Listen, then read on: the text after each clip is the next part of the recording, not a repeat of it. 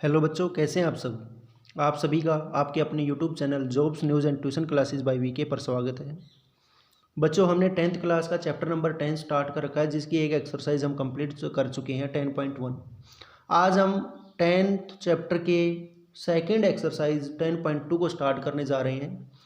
उससे पहले हम 10th चैप्टर के लिए जो हमारा सर्कल चैप्टर है उसके लिए हमें 2 थ्योरम्स पढ़नी पड़ेंगी और बिल्कुल छोटी छोटी थ्योरम्स है, और इन दोनों थ्योरम्स के बेसिस पे हम ये पूरी की पूरी एक्सरसाइज फिनिश कर देंगे बिल्कुल आसान तरीके से। तो चलिए बच्चों, इस क्वेश्चन को देखने से पहले हम उन 2 थ्योरम्स के बारे में पढ़ लेते हैं कि वो 2 थ्योरम्स हैं क्या और इतनी छोटी छोटी थ्योरम से किस प्रकार से पूरी एक्सरसाइज सॉल्व हो जाएगी। तो देखिए बच्चों, चलिए पहली थ्योरम के बारे में बात करेंगे। Theorem number 10.1। पहली हमारी थ्योरम आती है, the tangent at any point of a circle is perpendicular to the radius through the point of contact. मतलब वृत्त के किसी बिंदु पर, वृत्त जो ये बना हुआ है जिसका सेंटर O है, इस वृत्त के किसी भी बिंदु पर, किसी भी पॉइंट के ऊपर अगर हम एक स्पर्श रेखा खींचते हैं तो उस स्पर्श बिंदु से होकर जाने वाली उस त्रिज्या के ऊपर वो स्पर्श रेखा लंबवत होगी, परपेंडिकुलर होगी। कहानी आई समझ में। ये कह रहा, मान लीजिए आपके पास एक सर्कल है जिसका सेंटर O है। उस सर्कल के ऊपर एक टेंजेंट ड्रॉ किया जा रहा है किसी एक्सटर्नल पॉइंट Q से। मतलब इस Q पॉइंट से ये P तक हमने क्या कर दिया, एक टेंजेंट ड्रॉ कर दिया है। ठीक है भाई, ये टेंजेंट ड्रॉ किया गया है और इस सर्कल के जिस पॉइंट के ऊपर ये ड्रॉ किया गया है, डाला गया है, उस पॉइंट को हम कहते हैं पॉइंट ऑफ कांटेक्ट। तो यहाँ पे पॉइंट ऑफ कांटेक्ट बना है P। इस पॉइंट ऑफ कांटेक्ट से जो हमारी रेडियस जाएगी इस सर्कल के लिए, उस रेडियस के ऊपर ये टेंजेंट क्या होगा, परपेंडिकुलर होगा, मतलब 90 डिग्री का कोण बनाएगा। अब मैं हिंदी में समझा देता हूँ। अगर आप किसी बाहरी बिंदु से किसी वृत्त के किसी बिंदु के ऊपर एक स्पर्श रेखा डालते हैं तो जिस बिंदु पर वो स्पर्श रेखा सर्कल के ऊपर डाली जाएगी उसे उस वृत्त का स्पर्श बिंदु कहा जाएगा। मतलब यहाँ पे स्पर्श बिंदु क्या है, P। और इस स्पर्श बिंदु से इस सर्कल की अगर रेडियस डाली जाएगी तो उस रेडियस के ऊपर ये स्पर्श रेखा क्या होगी, लंबवत होगी, परपेंडिकुलर होगी। ठीक है भाई, लंबवत का मतलब यही है कि वो हमारी स्पर्श रेखा जो है वो त्रिज्या के ऊपर क्या बनाएगी, 90 डिग्री का कोण बनाएगी। इसी प्रकार से इसी बिंदु क्या उसे एक दूसरा स्पर्श रेखा हमने डाला है और ये भी इस रेडियस के ऊपर OR रेडियस के ऊपर क्या होगी, लंबवत होगी, 90 डिग्री का कोण बनाएगी। यहाँ तक की बातें समझ में आ गई हैं। मतलब जो भी हम कोई टेंजेंट, कोई स्पर्श रेखा किसी सर्कल के ऊपर, किसी वृत्त के ऊपर डालते हैं तो वो रेडियस के ऊपर क्या होता है, परपेंडिकुलर होता है, जो रेडियस उसके स्पर्श बिंदु से होकर जाती है। ये बात समझ में आई। ये थी हमारी थ्योरम नंबर 1 10.1। अब हम बात करेंगे दूसरी थ्योरम की। दूसरी थ्योरम ये कहती है कि जब हम किसी बाहरी बिंदु से किसी सर्कल के ऊपर कोई टेंजेंट ड्रॉ करते हैं, कोई स्पर्श रेखा ड्रॉ करते हैं, डालते हैं और उससे 2 स्पर्श रेखाएं डाली जाती हैं तो उन दोनों की जो लंबाइयां होंगी वो क्या होंगी, बराबर होगी। मतलब P क्या बराबर होगी किसके, PR की। ये कहती है हमारी दूसरी थ्योरम 10.2। चलिए देख लेते हैं क्या भाई वो थ्योरम।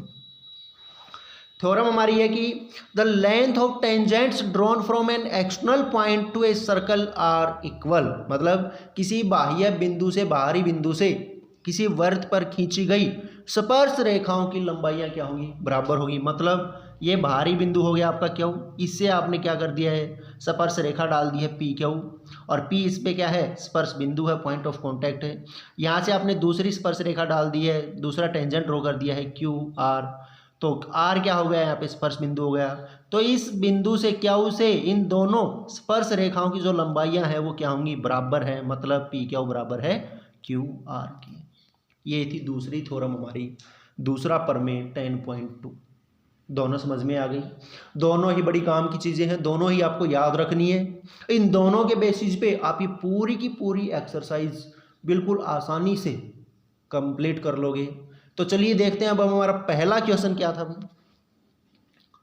पहला क्वेश्चन हमारा है, फ्रॉम ए पॉइंट क्यू, एक बाहरी बिंदु है Q, the length of the tangent to a circle is 24 centimetre. उस बाहरी बिंदु क्यू से एक सर्कल के ऊपर एक टेंजेंट डाला गया है और उस टेंजेंट की लंबाई है 24 centimetre.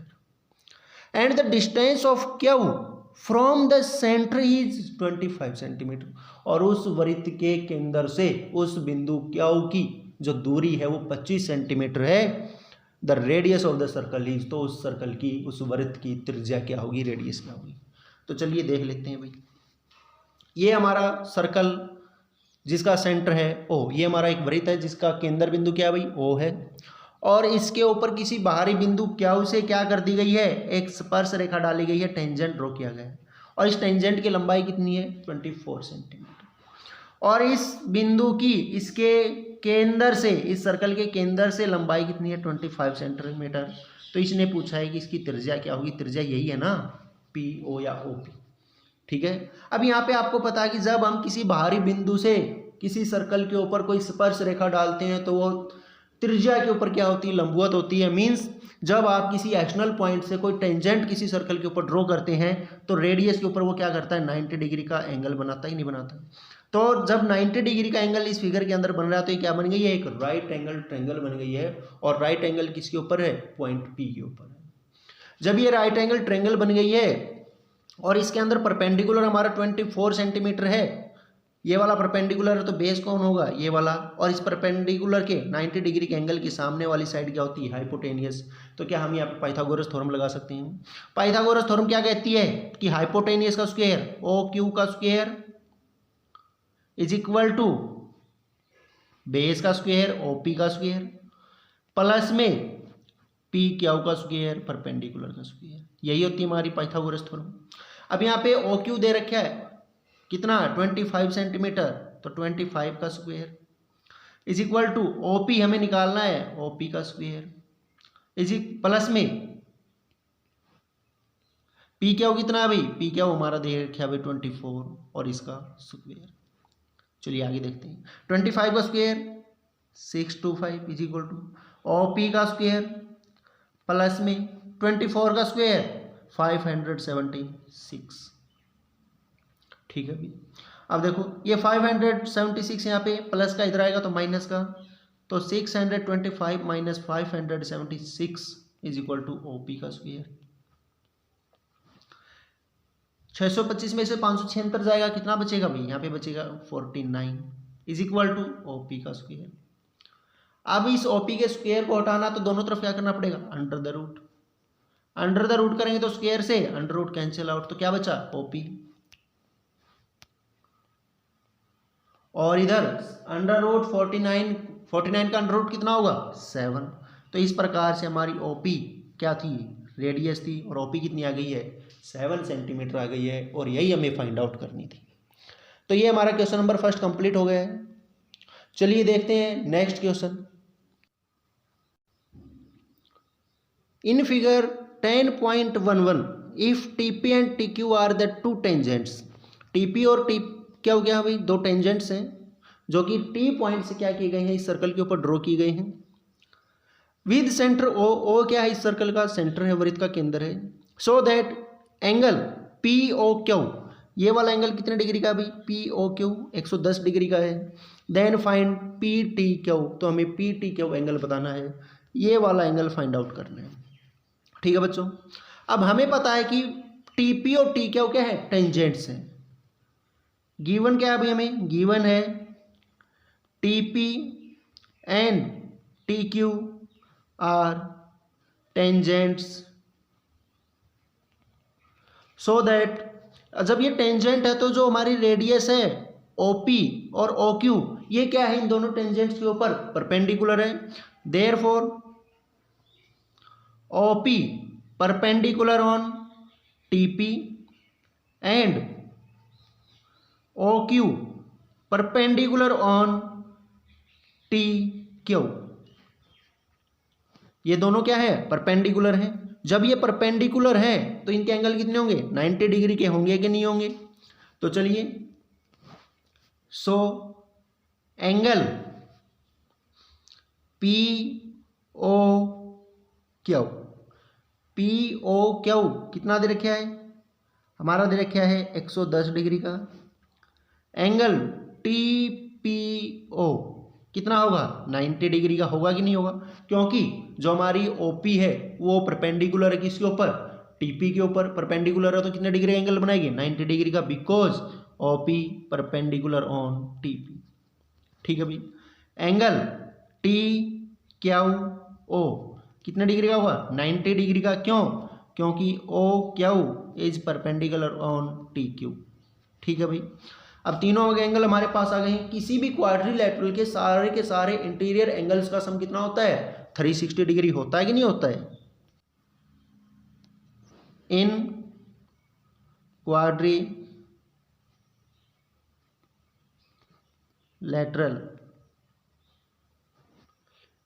T P O Q, T P O Q के अंदर सम ऑफ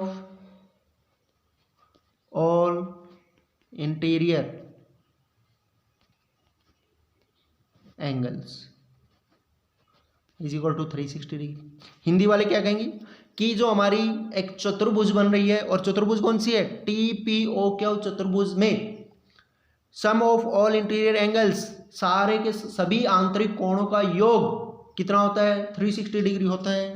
तो अब हमें एंगल कौन कौन से दे रखे हैं, एंगल हमें दे रखे हैं angle P O Q plus में angle T P O plus में angle T Q O plus में angle P T Q is equal to 360 degree.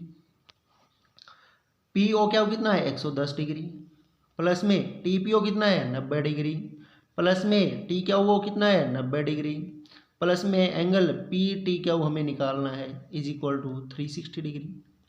इन सबको जोड़ें कितना आएगा भाई, ये हो गया हमारा 290। तो 290 प्लस में angle P T Q is equal to 360 degree. ये यहाँ पे प्लस का उधर जाएगा तो माइनस का, तो angle P T Q is equal to 360 minus का 290। एंगल पी टी क्यू कितना हो जाएगा भाई, घटाएंगे तो ये हमारे पास आ जाएगा भाई 70 डिग्री। तो हमारा एंगल पी टी क्यू कितना आ गया है, 70 डिग्री आ गया है, और यही हमें फाइंड आउट करना था। तो ये भी क्वेश्चन हमारा सोल्व हो गया है। चलिए नेक्स्ट क्वेश्चन देखते हैं भी क्या है।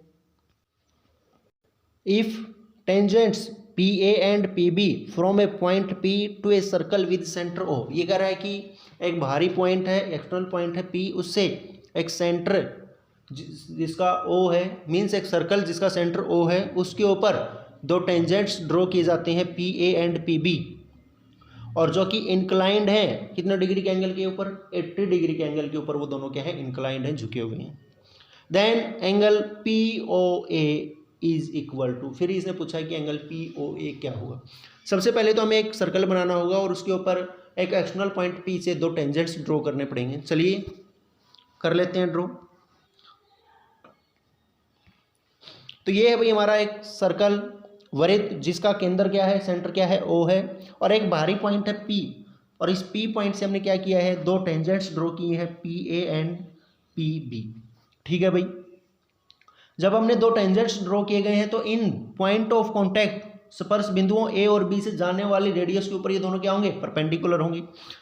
तो हम क्या लिख सकते हैं, P A and P B are two tangents drawn on circle A, कि हमने पी ए और पी बी दो स्पर्श रेखाएं एक वृत्त के ऊपर क्या की गई हैं, बनाई हैं, डाली हैं।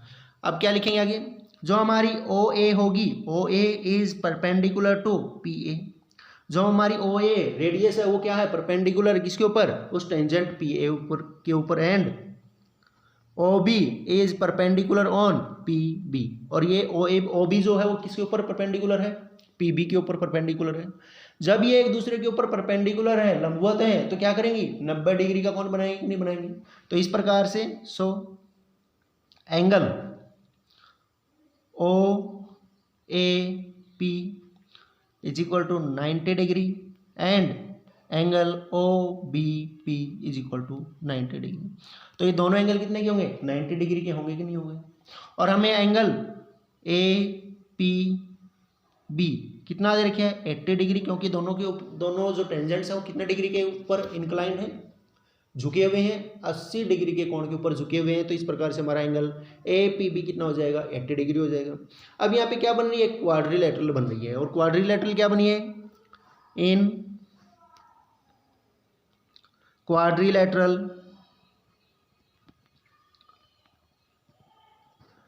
P A O B, P A O B हमारी क्वाड्रिलेटरल बनी है, और sum of all interior angles is 360 degree. और क्वाड्रिलेटरल की चतुर्भुज के सभी आंतरिक कोणों का योग कितना होता है 360 डिग्री होता है। तो इस प्रकार से angle A P B plus में angle O A P plus में angle O B P plus में angle B O A is equal to 360 degree होगा कि नहीं होगा अभी।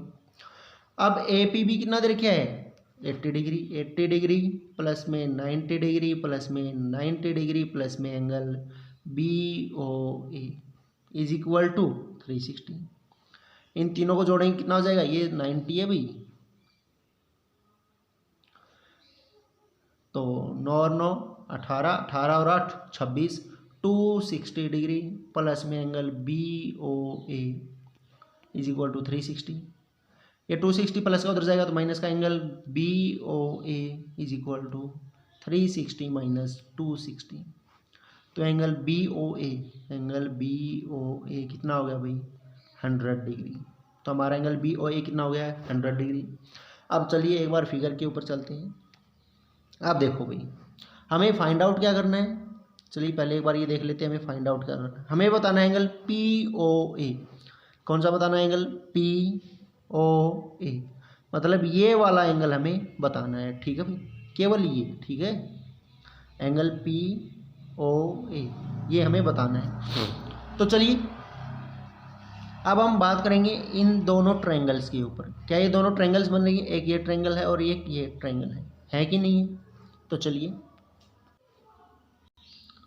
इन triangle P O A and in triangle P O P, ठीक है भाई, P A is equal to P B, क्या है भाई दोनों के दोनों टेंजेंट्स और टेंजेंट्स क्या होंगे, दोनों की लेंथ इक्वल होगी।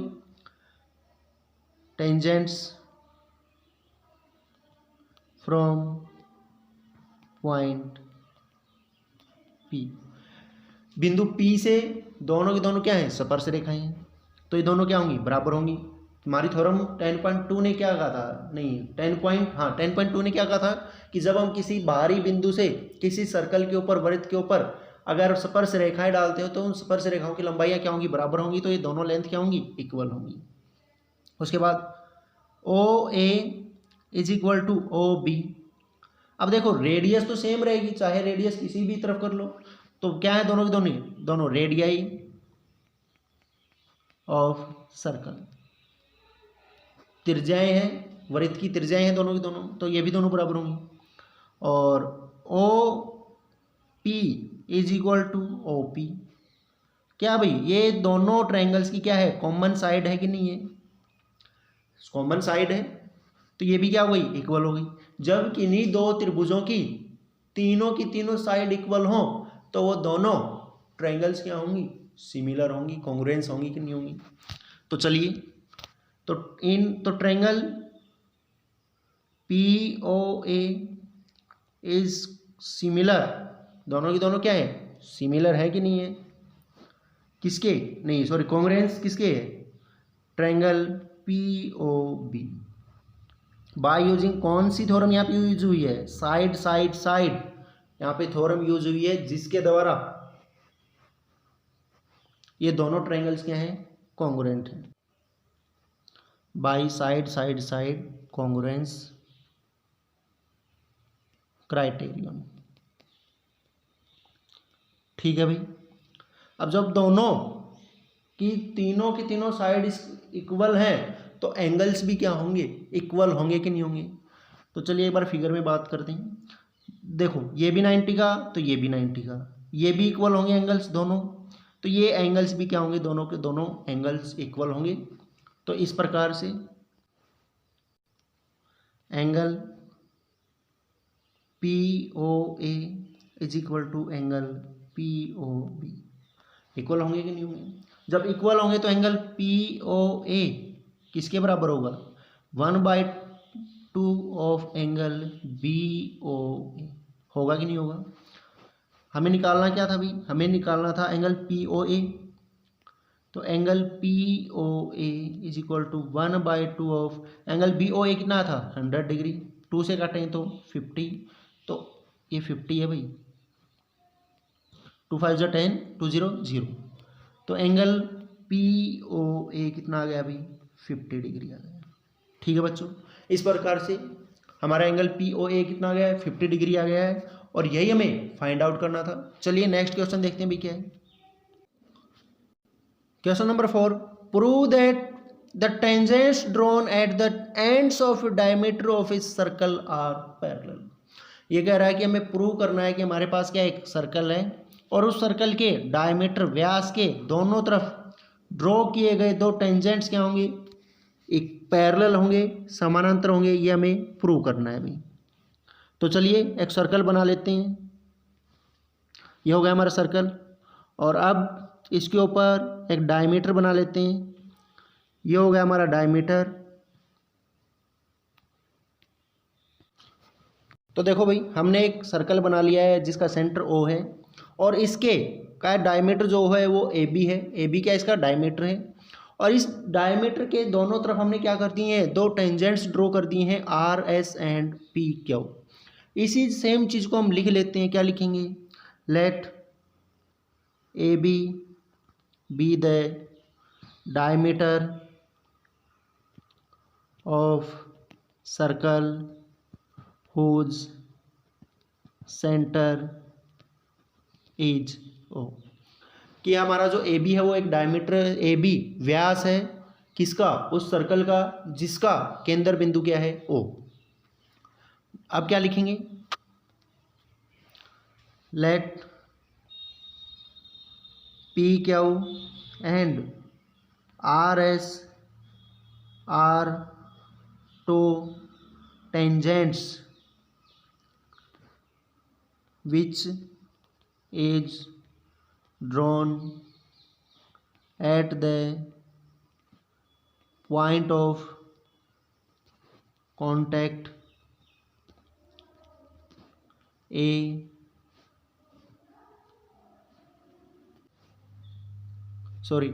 at B and A respectively. ठीक है भाई, कि जो आपका पी क्यू है वो आपका किसके ऊपर है, बी पॉइंट के ऊपर है, और आर एस जो टेंजेंट है वो आपका किसके ऊपर है, ए पॉइंट के ऊपर है। जब ये टेंजेंट्स ड्रॉ किए गए हैं तो क्या O A is perpendicular on R S and O B is perpendicular on P Q, होंगे कि नहीं होंगे भाई। देखो ओ ए जो है वो हमारा आर एस के ऊपर परपेंडिकुलर होगा कि नहीं होगा, देखो ओ ए ये परपेंडिकुलर है कि नहीं इसके ऊपर, और ये ओ बी इसके ऊपर परपेंडिकुलर है कि नहीं है। और जब परपेंडिकुलर है तो क्या ये एंगल 90 डिग्री के होंगे। So angle O A R is equal to 90 degree and angle O A S is equal to 90 degree, होंगे कि नहीं होंगे। इसी प्रकार से दूसरा angle O B P is equal to 90 degree and angle O B Q is equal to 90 degree, होंगे कि नहीं होंगे। चलिए एक बार फिगर में देख लेते हैं। देखो एंगल ओ ए आर कितने डिग्री का एंगल है, 90 डिग्री का। एंगल ओ ए एस ये वाला एंगल कितने डिग्री का, 90 डिग्री का है। एंगल ओ बी पी ये भी 90 डिग्री का, और एंगल ओ बी क्यू ये भी कितने डिग्री का, 90 डिग्री का है। ठीक है बच्चों, अब देखो उससे इस क्वेश्चन को करवाने से पहले मैं आपको सिमिलर लाइन को जब पैरेलल लाइन को जब कोई ट्रांसवर्सल लाइन कट करती है तो वहाँ पे कौन कौन से एंगल बनते हैं उनके बारे में एक बार थोड़ी सी चर्चा कर लेते हैं। ये मान लीजिए हमारी दो क्या है, पैरेलल लाइन्स हैं एम एन, और इसको एक ट्रांसवर्सल लाइन पी ने क्या कर दिया है, कट किया है। किन किन पॉइंट के ऊपर, 2 पॉइंट के ऊपर, एक ये वाला पॉइंट है और एक ये वाला पॉइंट है। अब देखो यहाँ पे मैं आपको बताना चाहूँगा कि ये मैंने नाम दे दिया एंगल 1, ये है एंगल 2, ये है एंगल 3, ये है एंगल 4, ये 5, ये 6, ये 7 और ये 8। अब आपको पता होना चाहिए कि एक्सटीरियर एंगल कौन कौन से होते हैं। सबको पता है या नहीं पता है? चलिए नहीं पता तो देख लीजिए। हम एक्सटीरियर एंगल किसको बोलते हैं, बाह्य कोण किसको बोलते हैं, जो इन दोनों पैरेलल लाइन के समांतर रेखाओं के बाहर की ओर है। तो एंगल 1 और एंगल 2, एंगल 1 और एंगल 2, एंगल 7 और एंगल 8, ये क्या है, एक्सटीरियर एंगल हैं, एक्सटीरियर एंगल्स, या फिर आप कह सकते हो इनको बाहरी कोण है भाई। कैसे हैं, बाहरी कोण है। और ये एंगल 1, एंगल 2, एंगल 7 और एंगल 8, ये सारे के सारे क्या है, एक्सटीरियर एंगल हैं, बाहरी कोण है। अब मैं बात करूँगा इंटीरियर एंगल की, जो इन दोनों पैरेलल लाइंस के क्या है, अंदर की ओर हैं, उनको क्या बोलेंगे, इंटीरियर एंगल, आंतरिक कोण। तो हमारे आंतरिक कोण कौन कौन से हो जाएंगे, एंगल 3, एंगल 4, एंगल 5 और एंगल 6। ये सारे के सारे कैसे होंगे, आंतरिक कोण होंगे। कैसे होंगे, आंतरिक या इंटीरियर एंगल इनको बोलेंगे। अब देखो हमारे पास 2 प्रॉपर्टी आती है जो कि आप 7th क्लास के अंदर पढ़ चुके होते हैं, कि जब आपके इंटीरियर अल्टरनेट इंटीरियर एंगल क्या हो, इक्वल हो, तो वो दोनों लाइनें कैसी होंगी, पैरेलल होंगी। या फिर अगर आपकी 2 लाइनें पैरेलल हैं और उनको तीसरी ट्रांसवर्सल लाइन काटती है, अगर आपकी 2 समांतर रेखाएं हैं और उनको तीसरी एक प्रतिच्छेदी रेखा काटती है, तो उनके अल्टरनेट इंटीरियर एंगल क्या होंगे, इक्वल होंगे। ठीक है।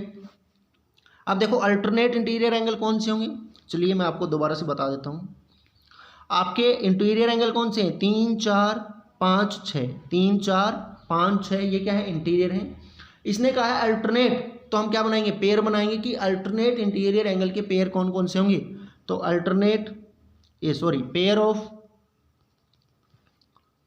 Pair of alternate interior angle. ठीक है भाई, कौन से होंगे, देखो इंटीरियर तो होने चाहिए लेकिन अल्टरनेट होने चाहिए। 3, 6 का अल्टरनेट है और 4, 5 का क्या है, अल्टरनेट है। तो इस प्रकार से कौन कौन से पेयर बने, इस प्रकार से हमारे पेयर्स बनेंगे, एंगल 3 और एंगल 5, ये क्या है, एंगल 3 और एंगल 6,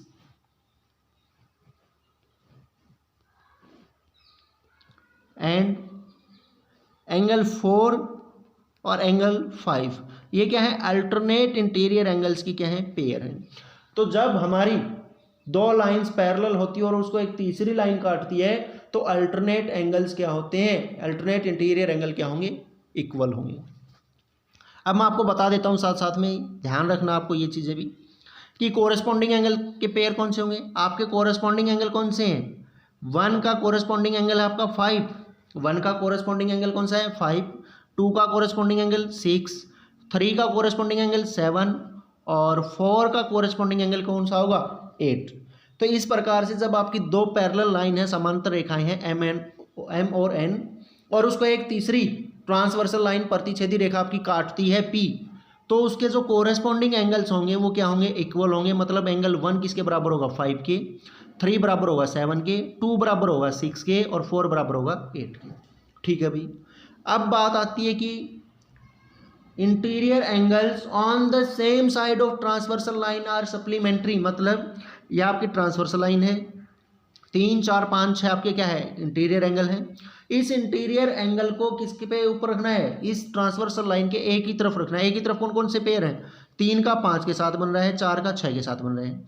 तो ये कह रहा है कि इनका जो पेयर बन रहा है 3, 5, 4, 6, ये आपस में कैसे होने चाहिए, सप्लीमेंट्री होने चाहिए। सप्लीमेंट्री का मतलब होता है कि इन दोनों का जोड़ कितना होगा, 180 डिग्री। मतलब एंगल 3 प्लस में angle 5 is equal to 180 degree. ठीक है भाई। एक होता है हमारे पास कॉम्प्लीमेंट्री एंगल। कॉम्प्लीमेंट्री एंगल का मतलब ये होता है कि इन दोनों एंगल्स का सम कितना होना चाहिए 90 डिग्री। लेकिन यहाँ पे जब किन्हीं दो पैरेलल लाइंस को एक ट्रांसवर्सल लाइन कट करती है तो उनके जो interior angles on the same side of the transversal line होती हैं वो दोनों क्या होंगे आपस में सप्लीमेंट्री होंगे। मतलब इन दोनों का जोड़ कितना होगा 180 होगा और 4 प्लस एंगल 6 का जोड़ भी कितना होगा 180 होगा।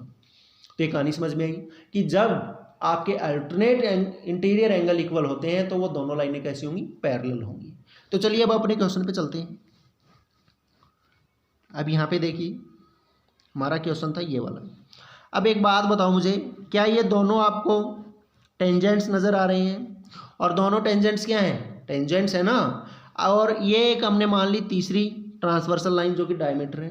अगर इनके अल्टरनेट इंटीरियर एंगल इक्वल हो जाए, मतलब आपका एंगल जो ये वाला एंगल है OBS नहीं OAS एंगल OAS, अगर आपके एंगल OBP के इसके बराबर हो जाएगा, इस एंगल के बराबर हो जाएगा ये वाला एंगल, तो ये क्या होंगे अल्टरनेट इंटीरियर एंगल होंगे। और अगर ये इक्वल हो जाएंगे तो ये दोनों लाइनें RS और P क्या हो जाएंगी इक्वल हो जाएंगी।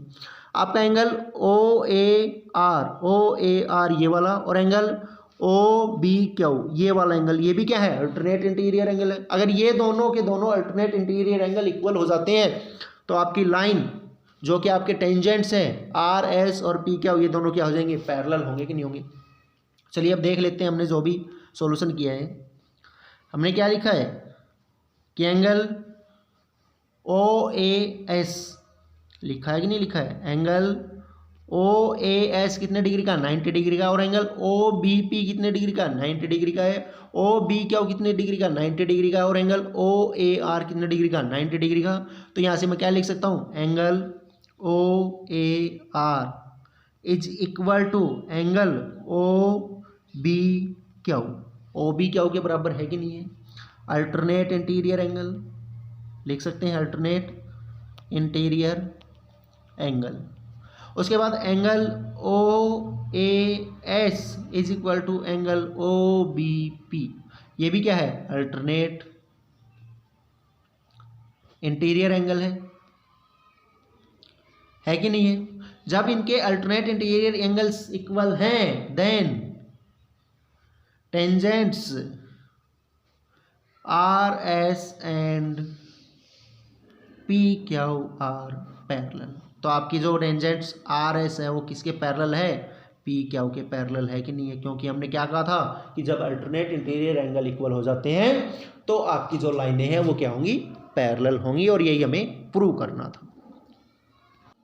तो इस प्रकार से हमारा क्वेश्चन नंबर 4 भी कंप्लीट हो गया है। चलिए नेक्स्ट क्वेश्चन देखते हैं। क्वेश्चन नंबर 5 क्या है, prove that the perpendicular at the point of contact to the tangents to a circle passes through the centre. हमें प्रूव करना है कि पॉइंट ऑफ कांटेक्ट के ऊपर जो कि सर्कल से पास होके जाता है वो उसके ऊपर टेंजेंट होता है, नहीं सॉरी परपेंडिकुलर होता है, 90 डिग्री का एंगल बनाता है। ये हमें प्रूव करना है। क्वेश्चन समझ में आया? मतलब ये कह रहा है कि हमारे पास एक सर्कल है ये वाला, यहाँ से हमने एक टेंजेंट्स ड्रॉ कर दिया है ये वाला, ठीक है, और इसका ये पॉइंट ऑफ कांटेक्ट है ये वाला। तो ये कह रहा है कि और ये इसका क्या है सेंटर है, ठीक है भाई।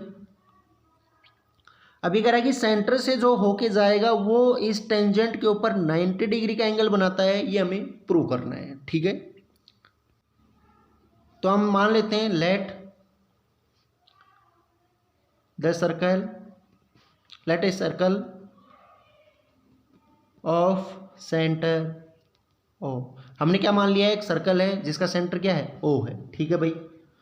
और नाउ टेंजेंट्स ए बी क्या है, टेंजेंट्स है जिसका पॉइंट ऑफ कांटेक्ट क्या है P। तो लिखेंगे ए B the tangent drawn at the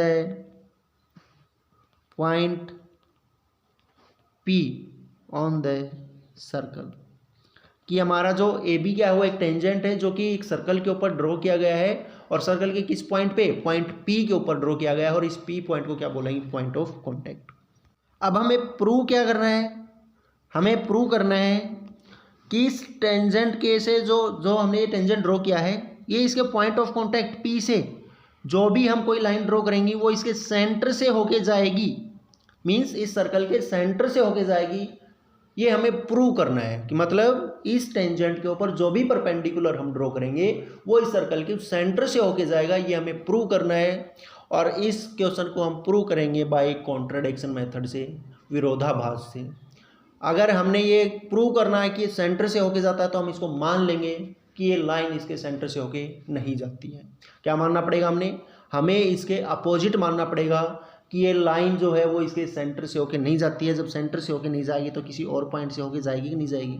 तो हमने ये मान लिया है कि ये इसके किसी और पॉइंट से होकर जाती है, सेंटर से होके नहीं जाती है।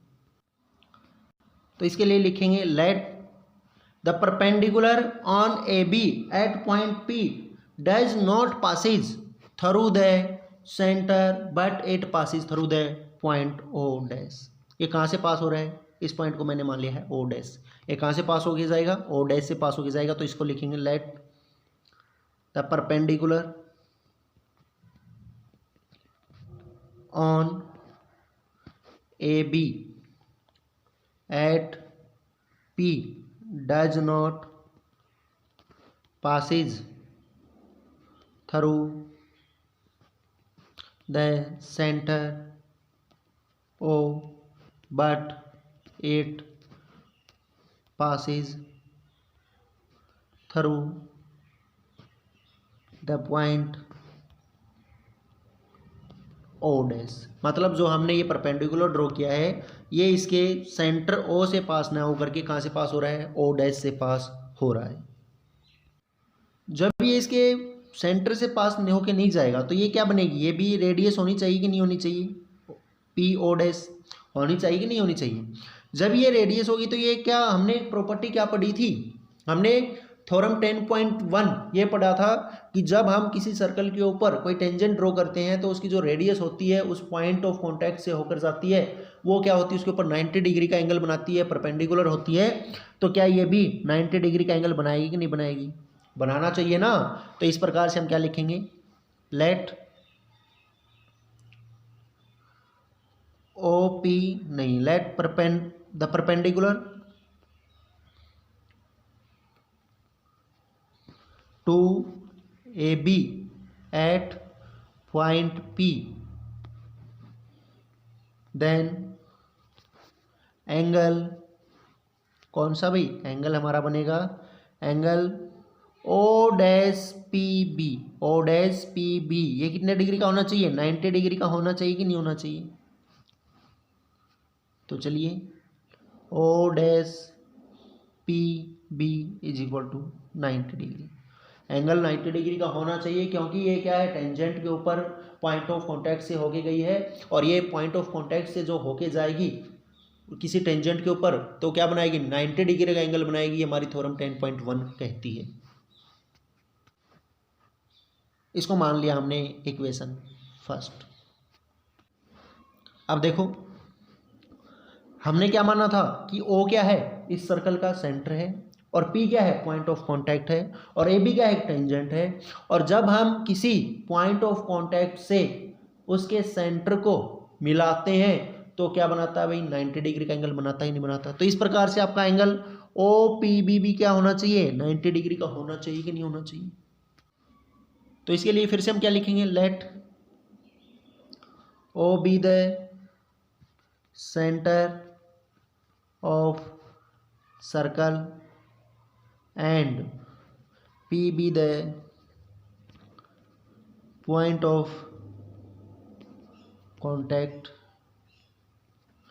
Then from theorem 10.1 OP be the perpendicular on tangent AB। Perpendicular होगी कि नहीं होगी? जब परपेंडिकुलर होगी तो कितने डिग्री एंगल बनाएगी? ये भी 90 डिग्री का एंगल बनाएगी। तो इस प्रकार से आपका angle OPP is equal to 90 degree. ये भी 90 डिग्री का होना चाहिए कि नहीं होना चाहिए? आपकी बन गई इक्वेशन नंबर 2। अब क्या करेंगे? दोनों इक्वेशंस को कंपेयर करेंगे। देखो भी, now comparing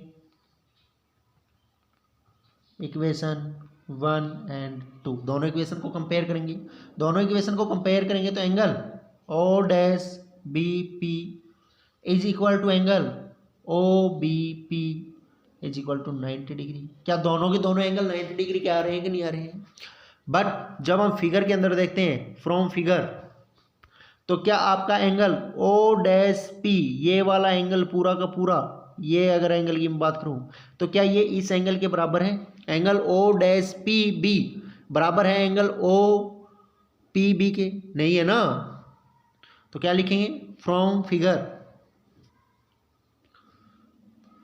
from figure, figure से हमें क्या मिला भाई? Angle O P B is less than angle O dash B P. हमारा एंगल ओ पी बी छोटा है किससे? Angle O dash B P से। छोटा है कि नहीं है? तो इस प्रकार से आपका जो angle O P B is equal to angle O dash B P, ये क्या है? सॉरी, बी पी नहीं, पी बी है भाई ये। तो angle O P B is not equal to angle O P B. ये दोनों के दोनों एंगल क्या है? इक्वल नहीं हो सकते हैं। और जब ये दोनों एंगल इक्वल नहीं हो सकते हैं तो आपकी जो लाइन है, जो कि आपकी पॉइंट ऑफ कांटेक्ट से होकर जाएगी, किसी टेंजेंट के ऊपर से होकर जाएगी, तो वो आपकी हमेशा कहाँ से पास आउट होगी? आपकी सेंटर से होकर पास होगी। यही हमें प्रूव करना था। तो इस प्रकार से क्या लिखेंगे? Angle O P B is equal to angle O dash P B is not possible, is not possible, it is possible only when the line O dash P coincide on with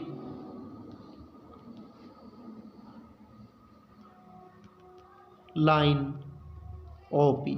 मतलब आपकी जो O dash P line है वो coincide होनी चाहिए किसके ऊपर? OP के ऊपर। मतलब या आपकी ये वाली लाइन इसी के ऊपर से जाएगी। कोइंसाइड का मतलब होता है इसी लाइन के ऊपर होगी, तभी आपका जाके पॉसिबल होगा। और जब ये दोनों एंगल इक्वल होंगे तो मतलब क्या है कि आपकी जो ये OP लाइन है ये हमेशा कहाँ से जाएगी? सेंटर से होके जाएगी।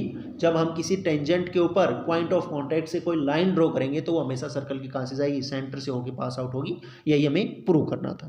तो ये क्वेश्चन हमारा कंप्लीट हो गया है। चलिए नेक्स्ट क्वेश्चन देखते हैं बच्चों, क्या है question number 6। The length of tangent from a point A at distance 5 centimetre from the centre of the circle is 4 centimetre, find the radius of the circle. ये कह रहा है कि एक सर्कल के ऊपर किसी पॉइंट ए से एक टेंजेंट ड्रॉ किया गया है, उस टेंजेंट की लंबाई 4 सेंटीमीटर है और सेंटर से उस पॉइंट की लंबाई आपकी 5 सेंटीमीटर है। तो आपको उस सर्कल की रेडियस फाइंड आउट करनी है। चलिए बना लेते हैं एक सर्कल भाई।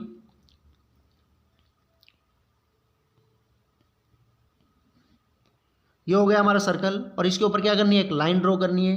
तो चलिए ये हमने लाइन ड्रॉ कर दी है, नहीं सॉरी, ये हमें एक टेंजेंट ड्रॉ करना है, तो ये हमने टेंजेंट ड्रॉ कर लिया है।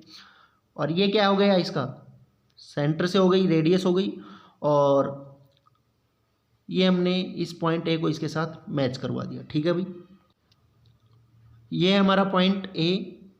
ठीक है भाई, इसको मान लिया हमने ओ सेंटर और ये हमारा पॉइंट है पी। ठीक है भाई, अब इसने कहा है कि इस टेंजेंट की लंबाई तो कितनी है? 4 सेंटीमीटर, और इस पॉइंट की सेंटर से लंबाई कितनी है? 5 सेंटीमीटर। तो हमें ये वाली लेंथ बतानी है।